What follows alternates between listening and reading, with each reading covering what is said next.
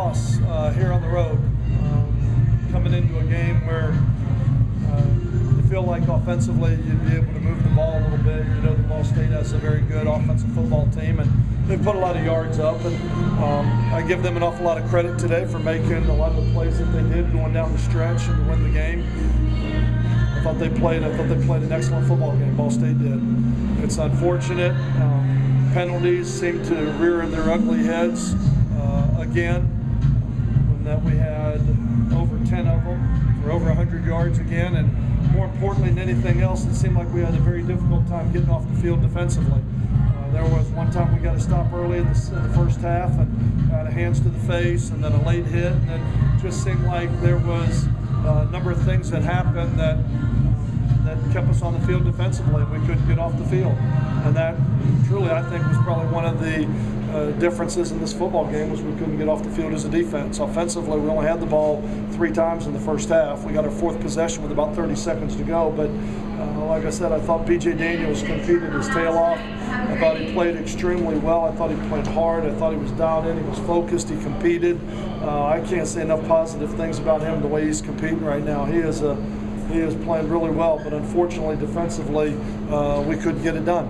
And there at the end, we played first down, we played man and went after him. Second down, we played man and went after him. And I talked with Chris on third down that they would maximum protect it and lay the ball up and throw the fade. So we went to a 4-deep zone coverage, and we got beat. We got beat deep on a 4-deep zone coverage, and it's unfortunate, like I said, because mindset was man at the end of the game, and then don't let him do something to score 6. Let's make him throw it underneath and kick the field goal.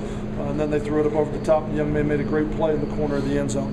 And then even with that, the offense took it and went down the field, and we had our chance, but just we couldn't execute on the corner route there at the end of the game, and was trying to throw it down to about the 10-yard line, so we'd have one play from the 10-yard line to try and get the ball into the end zone, but we weren't able to get it done. It's unfortunate. This team worked hard, they competed, but a lot of people compete hard. We've got to eliminate the mistakes. We've got to, especially the penalties right now, which right now are the biggest Achilles heel we have as a football team. How encouraged were you by the offense? Almost another incredible comeback to get things together in the 4th quarter late. Yeah, well, we came in and said we got to run the ball. With the win was definitely a factor early in this game, and knew it was going to be a factor in the special teams. We were going into the win, with them winning the toss. We were going into the win to start it, so we wanted to run the ball. Told our football team we were going to try and run the ball and try and control it a little bit. Went right down the field, had 2 holding calls on the first drive. One that BJ had run down to about the 3-yard line, and then another one ended up having to kick a field goal.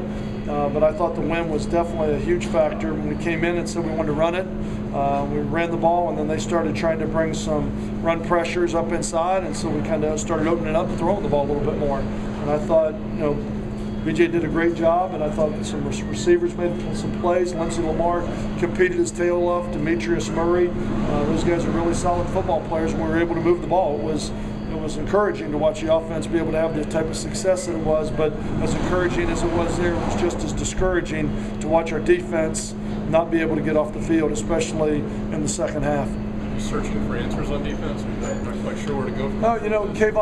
Kayvon Webster didn't play. He had kind of gone the week. He's been talking about his knees been bothering him. We practiced him really light this week. We got out here, played in the first series or 2, and then just said he couldn't go.